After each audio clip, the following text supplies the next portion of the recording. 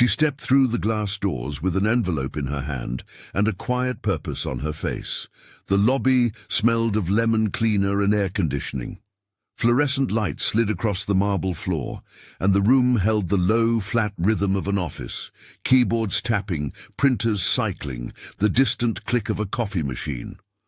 For most people, it was an ordinary errand, a deposit, a receipt, a routine exchange. For Isabela, it was a small, precise task she had done before, a name, an account number folded on paper, a stamp to be pressed, a line to be acknowledged. She was 16, neat in a plain sweater and scuffed sneakers, her dark hair braided over one shoulder. The envelope was unadorned. It fit in her palm like a private thing. In this space of glass and counsel and quiet authority, she felt like a single note sounded in a big hall, present but easy to miss. The teller looked at her first the way people look at details they can file and forget. A glance from behind the counter, the lift of an eyebrow, the brief narrowing of the eyes that make soft judgments. Then there was the manager. She watched longer, the way a person watching a screen will watch a lower resolution image, searching for clarity where there is none, and where clarity is absent, inventing meaning. Isabela set the envelope on the counter and gave the instructions. She spoke evenly, precise as the numbers on the slip. "Deposit into my father's account," she said. "Account number on the back of the slip. You can call him if you need confirmation." The teller repeated a policy script by tone, more than by words. The bank required a responsible adult to authorize certain transactions. Her voice was polite, but the polite there was thin, worn like the edge of a coin. It did not land as an appeal to reason. It landed as a barrier. The manager watched, arms crossed, lips pressed into the practiced stillness of someone who keeps order by small, sanctioned cruelties. "You're underage," the manager said. There was a little tilt in the sentence, like a verdict delivered offhand. "We can't accept deposits under that amount from a minor without parental presence." Isabela's hands did not tremble. She did not flush. She simply pushed the deposit slip across so they could see the name and the signature on the back. "I have authorization," she said. He confirmed this transaction. "The details are correct." They offered a clipboard and a phone, both as if to help. The manager made a small, impatient sound and leaned in, giving way to the microaggressions that gather in quiet places. A colleague smirked into the privacy of her cheek. Someone behind Isabela sighed, as if dealing with a child was an inconvenience personally inflicted. It was the look that struck before the words. The quick assessments people make when someone does not fit their tidy expectations. Young equals inexperienced. Informal clothes equal lack of seriousness. The teller adjusted her posture and spoke louder. "We need an adult with you to complete this, miss. Company policy." Isabela's calm felt like a deliberate temperature. She had grown used to being underestimated. She folded her shoulders slightly and raised the slip to point to the contact number. "You can call him," she said again, "or you can verify the account details. This is a simple deposit." A customer in a suit glanced up from his phone, then looked away as if drawn by the pull of not wanting to be involved. Another older woman in a coat shifted her bag like an island at sea. A teenage boy with headphones watched with a mixture of curiosity and the sort of textbook empathy that does not move to action. The security guard, flat-footed behind the line of counters, kept his hands visible on his belt and his eyes flitting between the teller and Isabela. His posture suggested readiness more than inclination. Inside Isabela there was a short, quiet calculation. She could have called her father, asked him to come, allowed the public gaze to become a spectacle. She chose otherwise. She did not want to leverage who her father was as a threat. That was not why she had walked in alone. This was a simple errand. She had a right to go to a bank and be treated as a customer. The manager crossed her arms further. "If you don't leave, I'll have to call security," she said, but she meant something larger, that institutions like this had ways of enforcing the small hierarchies that keep people meek. Her voice had the practiced flatness of someone used to making people smaller. Isabela folded the envelope, kept her voice even. "I'm not asking for special treatment. I just want to make this deposit." There it was, the defining moment people make when they decide someone belongs or does not. The teller stood up straighter, as if posture could enforce policy. The manager reached beneath the counter for a clipboard, and then for a form her hand produced with an air of triage, as if she were dealing with a paper wound she intended to stitch closed with procedure. A whisper skirted the lobby. The air seemed to thin. Isabela felt the eyes like tides, curiosity, discomfort, the sort of social calculus that determines whether strangers will look away or step forward. She did not flinch. She slid the envelope toward the teller again, palms steady. The word "no" echoed from the manager like a small final clap. When they refused, it wasn't a single refusal, so much as a series of small nudges meant to redirect. "Go home," someone said, the generosity of exile. "Come back with an adult," said another. "We can't help you." Isabela's response was simple. She would wait. She would stay until they either completed the deposit or explained, with clarity and dignity, why they could not. She took her place by the counter like a quiet presence. At first, the bystanders behaved as bystanders always do. They watched, because stories are easier to follow than complications. A few whispered behind hands, weighing the sides. Some treated her like a curiosity. A woman in expensive gloves tutted. A man checked his watch. The security guard shifted from foot to foot, guilt and procedure both heavy on his shoulders. An IT technician sat in a tiny office at the back, head bent over a terminal. He was a witness the way a camera is a witness, present, recording, sometimes forgotten. His job left him attuned to things that only appear valuable once a frame freezes and someone else zooms in. He glanced at the scene with a mixture of detached interest and a something like concern.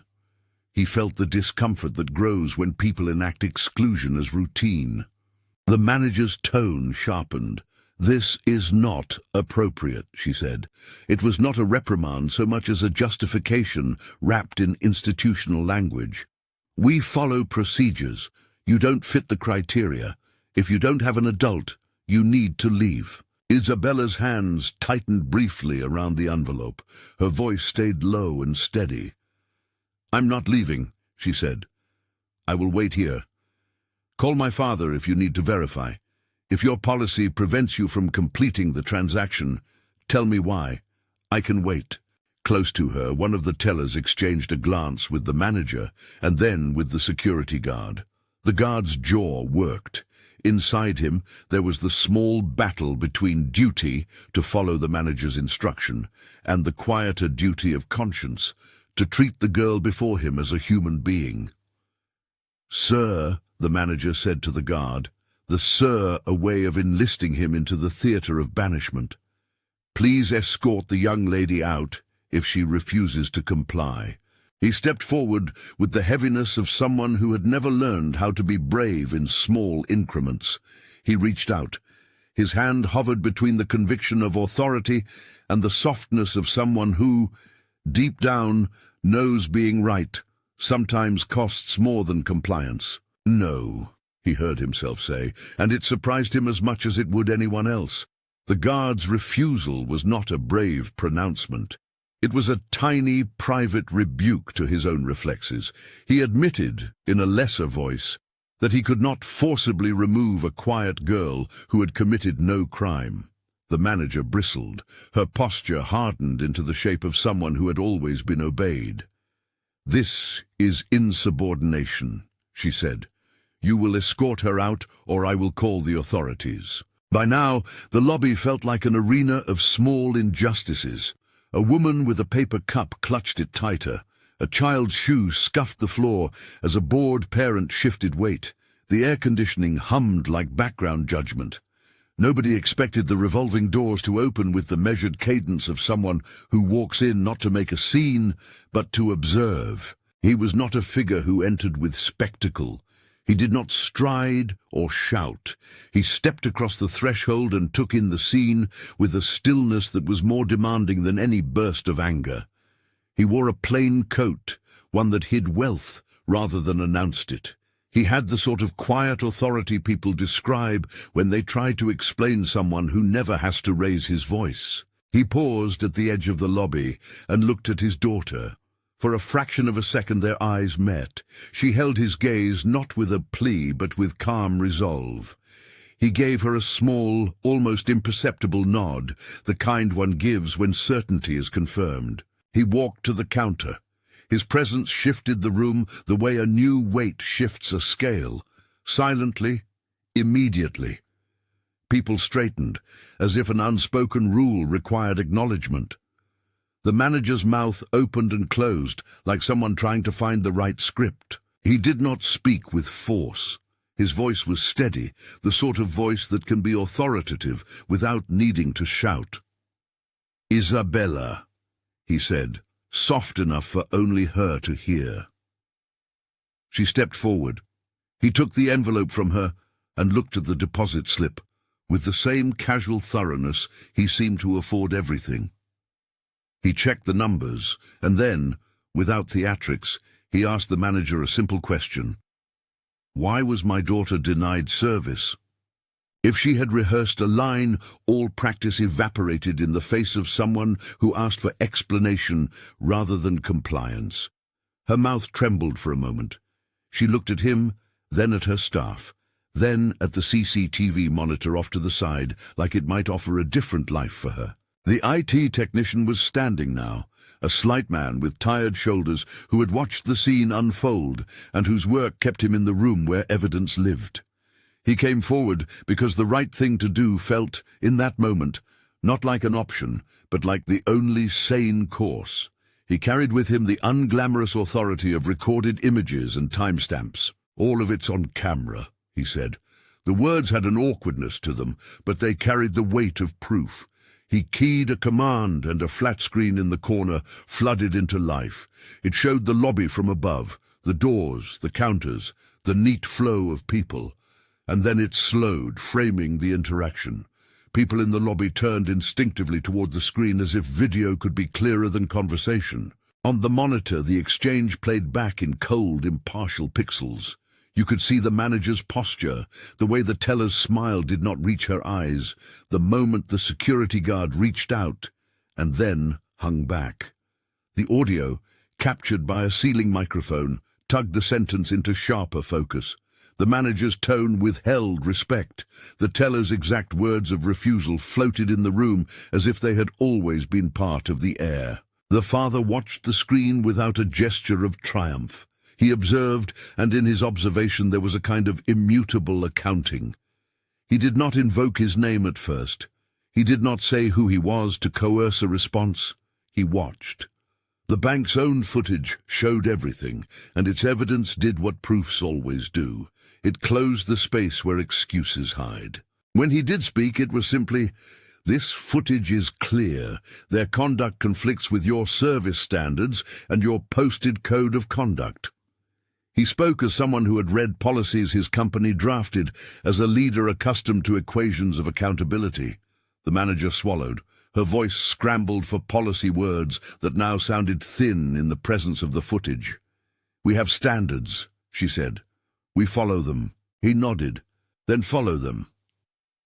There was no flourish, no veiled threat. He turned to the regional supervisor, who had arrived quietly at the sight of his presence, a woman in a blazer who had the authority to act if action was called for. She had been brought in earlier, discreetly, by the manager who hoped that higher visibility would lend weight to her side. She had not anticipated a shareholder or a relative of someone with influence, standing beside a bank camera and asking for accounting. The man in the suit at the counter cleared his throat. not because he suddenly cared more about procedure than he had a moment ago, but because the truth, when coupled with authority, demands administration. The regional supervisor looked at the footage, then at the manager. The pause that followed was the length of a held breath. "This is a violation," the supervisor said finally. Her voice carried the weight of policy meeting evidence. "We have zero tolerance for discriminatory conduct. We will take immediate action." Words like immediate action have a way of resolving conflict in public, turning private shames into corporate narratives of accountability. The supervisor turned to an HR rep on the phone and, with brisk efficiency that felt both clinical and right, initiated the process. The manager's face, which had been composed from a lifetime of small dominations, went blank at the realization that procedure could be a two-way instrument. Isabela watched, and in her face there was no gloating. She had not wanted to be a catalyst for someone else's downfall. She wanted a deposit completed, and in the pursuit of that small right, the world had tilted. The teller's hands fell to their sides. Some of them looked at the CCTV as if it were a mirror reflecting who they had been. The manager stood still, the shape of her authority dissolving into the ordinary reality of being called to answer for how one had treated another. The supervisor's words were firm, but not vindictive. "We will be removing the employees involved from their positions while we conduct a full review," she said into the phone. The HR representative confirmed the action. The manager's protests were thin filings of fear. The teller tried to apologize, but apologies spoken under the hum of cameras and the presence of evidence sound different, like bandages applied after the wound is known. Minutes later, and since time can seem elastic in moments of public reckoning, minutes felt immediate and consequential, the manager and the tellers were escorted from the floor.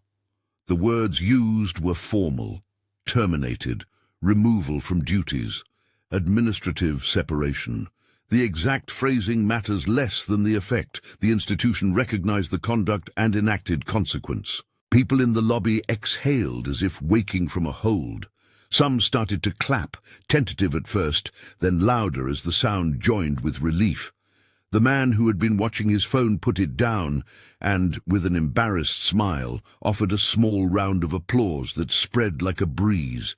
A woman who had been clutching a designer bag wiped her eyes quickly, as if surprised by the surge of feeling inside her chest. The security guard, who had been torn between instruction and what he knew in his core was right, glanced toward Isabela and gave a little nod that said, without words, "Well done."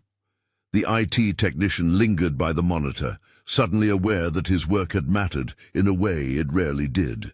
He had recorded things people preferred to deny existed. His footage had provided a kind of public verification the manager could not argue away. The father turned at last to his daughter. He did not raise his voice. He did not demand retribution. He offered steadiness. "You did what was right," he said, and his approval was its own reconciliation. He did not frame it as a triumph of power. He framed it as a lesson about dignity. She relaxed, not in an outburst, but in that subtle unclenching of shoulders that says the costs of endurance have been paid. They stood together by the counter, the man with his practiced calm and the girl with her plain sweater, and an envelope now folded empty in his hand. He said quietly what she already knew, that courage need not be loud to be effective, that dignity buys its own currency.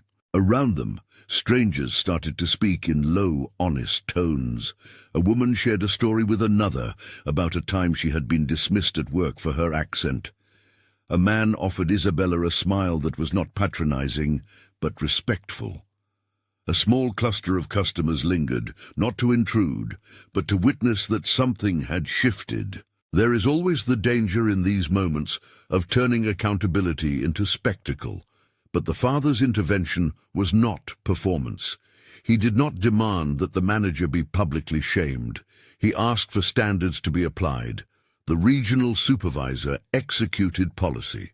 The bank used its own mechanisms to hold people to the commitments they had made in their code of conduct. Later, as the lobby returned to routine, a phone began to buzz with recorded footage.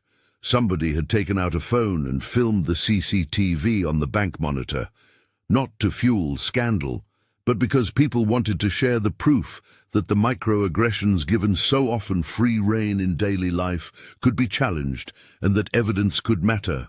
Isabela walked out into the cool air with her father at her side. The city sounded louder outside the closed facade of the bank, horns, conversations, the rhythm of habits. She was small in a crowd, but she carried a new quiet in her chest, the kind that comes from having stood for something and seen the world respond. He put an arm around her shoulders, a small, deliberate gesture. "You handled that with dignity," he said, "and you taught others a lesson without making it about power." His praise was not a celebration of status. It was recognition of the moral courage in a young person choosing to assert a right without arrogance. She shook her head slightly, almost embarrassed by the attention. "I didn't want Dad to come," she said. "I wanted them to treat me like anyone else." "That's exactly why what you did mattered," he replied. "Respect should never be conditioned on who you know or what you have. It should be given by default." For a long time after, the footage circulated. The bank's QR code, the CCTV angles, the tones of voices, all became points of public conversation. People debated policy and manners. Some criticized the manager, others defended the difficulty of enforcing rules. But in the small microcosm that had played out that day, a community had recognized an injustice and acted to correct it. The changes that followed were not dramatic legal upheavals. They were small, practical things that institutions can do when confronted by clear evidence and public expectation.